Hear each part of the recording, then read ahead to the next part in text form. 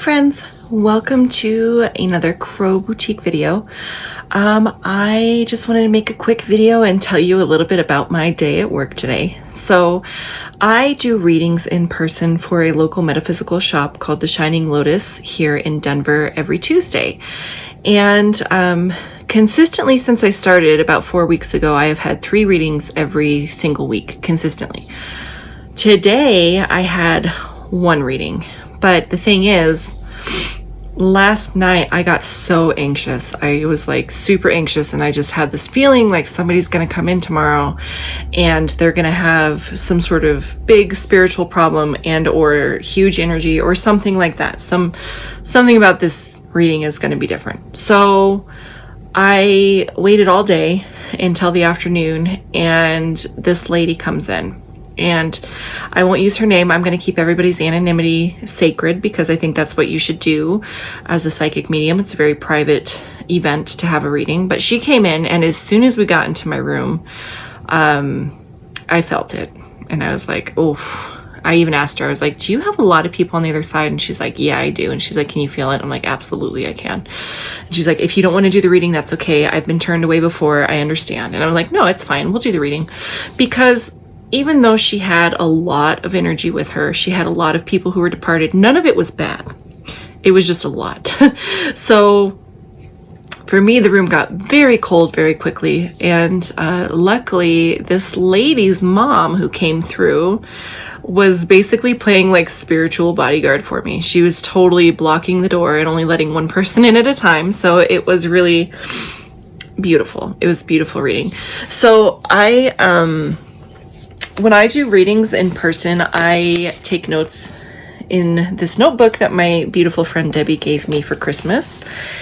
And I just jot down kind of the impressions that I get. And the thing about this reading, so she did record this reading, and I'm happy that she did because we had so much happen. Let me get to the right. I probably should have done this before I started the video, but we had so much happen in this reading. I'm super glad that she recorded it. I wish I would have asked her to send me a recording of it because it was such a good reading. But I take notes. I won't show you what's on here because it has names, but I'll just kind of go through the reading with you. And I figured if anybody has any questions, you can just ask in the comments section and I'll do my best to answer them. But the way that the reading went was this person was trying to figure out how to record the session on their phone. And while they were trying to record the session, I was already getting impressions. So I just started jotting down what was coming through. And the first thing that came through was an older woman. And I was having the sensation of being like really nauseous. And this like, the best way I can describe it is almost lead in my veins, kind of metallic feeling throughout my whole body. Now, every psychic medium is different. We all work in different ways. For me, I get a lot of body sensations, and then I get a lot of imagery or pictures in my mind's eye that tells me what people are trying to say. And for this lady that came through, I was getting nausea and the heaviness in my body, which is typical when somebody has gone through chemo at the end of their life. So I felt like chemo was a factor, and then I wrote down, what I wrote down was older female, nausea, heaviness in chest, metallic chemo / systemic illness, hospital, cancer, lung, and then a letter for the first name. Then once the gal that was the sitter for this reading had figured out how to record, we started talking, and I said, okay, I'm getting an older female. She passed of some sort of systemic illness. It feels like chemo, feels like cancer to me, and I'm having a lot of heaviness in the chest. So this is either breast or lung cancer. And she said that it was lung cancer and that her mom had passed away about 7 years ago, but it still felt very fresh because she hadn't taken the time to properly grieve this loss. And I could feel that very much so. But this beautiful woman that came through was giving me So I have different like signs that tell me different things, and one of them is the sun. And when somebody shows me the sun, for me that means that they are whole, healthy, happy, and at peace on the other side. That means everything is hunky-dory, there's no more suffering. Usually it's people that had some sort of prolonged illness or suffering at the time of their death, and they show me the sun to let their loved one know that they are no longer suffering and that they're feeling better on the other side. So she let me know that she was feeling better by showing me the sun. And then we talked a little bit about this woman and her energy, and just kind of went over like the personality. I remember saying like she's got a big energy, and it was really cool because her daughter said, yeah, that's her. She's definitely like a fireball, you know, tiny woman, big energy. Absolutely. So that was the first person that came through. The second person that came through for her was, I wrote down, so what I do is I'll write down the impressions I get, and then I'll talk to the sitter. So we discuss what's coming through for me. So I wrote down young male, sudden or unexpected, accident or impact, friend. And then the first letter of his name as well. And she confirmed for me that this was her friend who had passed about 20 years ago in a car accident. And she had actually driven past the car accident on her way home from school. And she said that she just had this sick feeling, like she knew there was something about that car accident. And it turned out that it was her friend that had passed in that car accident. So that was a huge confirmation. He was the sweetest. He came through and he was like, I love you. I'm so proud of you. I think you're wonderful. I'm the one that prevents you from making bad decisions. I'm the gut punch of like intuition. And just confirmed for her that he is her guardian angel, which I think is just such a sweet confirmation to have. We talked about how she thinks about him all the time, even though it's been like 20 years. And I love that he confirmed for her, like, yeah, I'm the one that stops you from making dumb decisions. I'm the one that like gives you that gut punch feeling of intuition that says this isn't a good idea. So I absolutely love that for her. I think it's fantastic. So that was the second person that came through. And then the third person that came through, this was so wild, you guys. So I was sitting there listening and like receiving information with my eyes closed for a minute, and then I just got the urge to open my eyes and look at my candle, because when I'm doing a reading, I have this very specific candle that I use that is amazing, and I light it, and that's how the spirit world knows that I'm there for a reading. So I lit my candle at the beginning of the reading, but this candle is, I swear it's magic. But I closed my eyes. I had this urge to open my eyes. I look at it and the candle is dancing. Like, it is dancing, and I am hearing music, and the candle is dancing to the music. No joke. And so I just told her, I'm like, this is an older man and there's music. And I wrote it down. I wrote down older male, passed from some sort of chronic condition, and I said, he's playing me music right now. It's very specific type of music, and this matters. I can't name the song, I don't know the song, but he's playing it and I'm hearing it, and the candle is dancing, and the lady that was there for the reading actually noticed the candle dancing. So I'm so glad she got to see that, because what she said next gave me the chills. She said, it's a waltz. And apparently her she called him Pappy.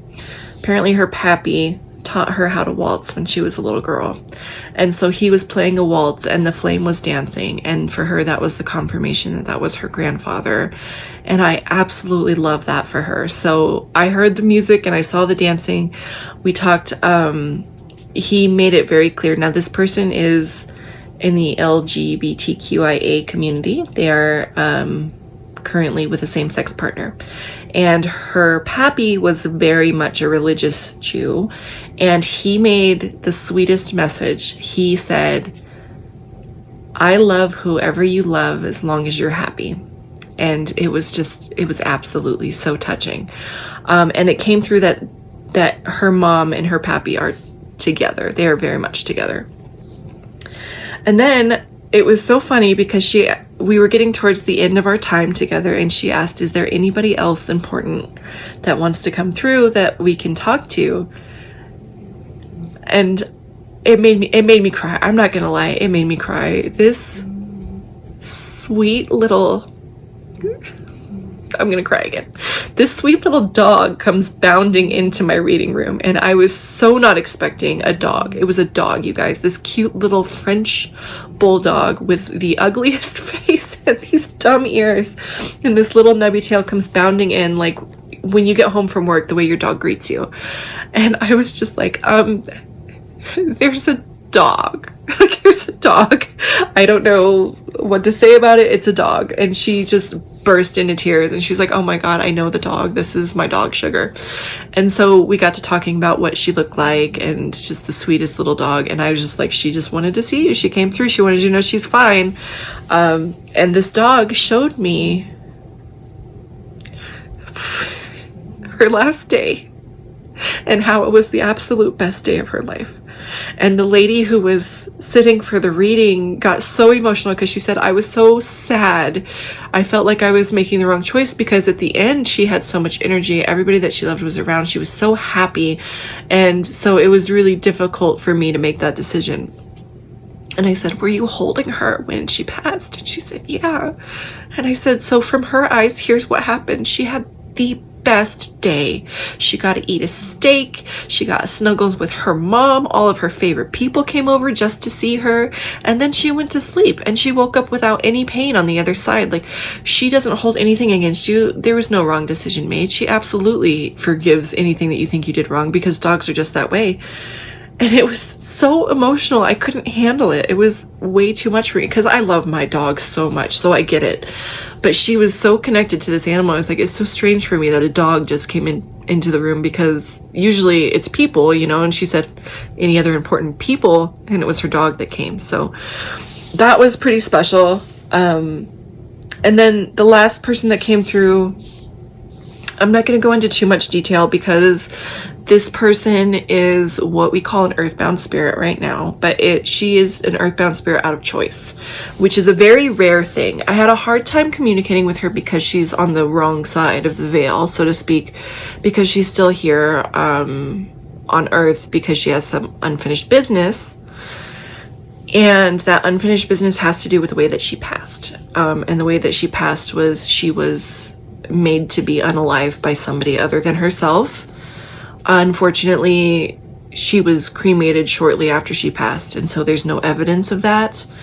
And so there's a lot of like unfinished business about her situation. So she's still here on Earth, and she hasn't made her journey yet, because she chooses not to. She has chosen not to make her journey yet. So that one was hard. Those kinds of readings are very difficult because of the nature of the way that the person passed. I feel it physically.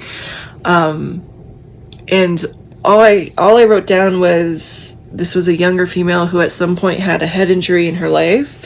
That wasn't the cause of her death. She had some sort of trouble breathing, and I felt like she was drugged. And that was all the information that I got.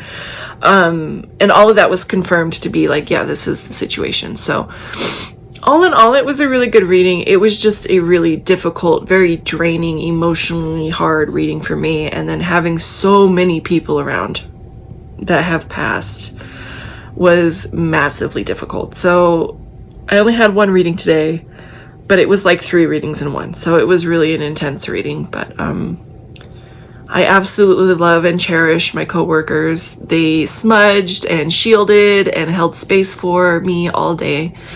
And they were absolutely lovely. So I'm not upset that I only had one reading today. I honestly don't think that I had enough energy to do another reading after that one, because it was such a big reading and it was so draining. And I'm still dealing with the fallout from that. So I'll have to rest probably all day tomorrow, because it was a big reading. So that was my day at work this week. I only do readings in person on Tuesday, although I do have a reading coming up on Thursday over Zoom. And then I did 2 readings last week.